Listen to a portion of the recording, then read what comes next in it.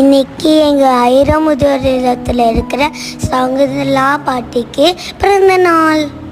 அதனால நாங்கள் எல்லாருமே சந்தோஷமாக கேக் வெட்டி கொண்டாடினோம்.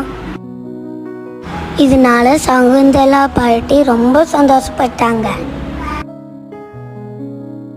நீங்களும் எங்கள் ஐரமுதியோர் இல்லத்தில் இருக்கிற முதியோர்கள் கூட சந்தோஷமாக கொண்டாடுங்க. கீழே நம்பருக்கு கால் பண்ணி அங்கே பிறந்த நாளையும் கொண்டாடுங்க. தேங்க்யூ.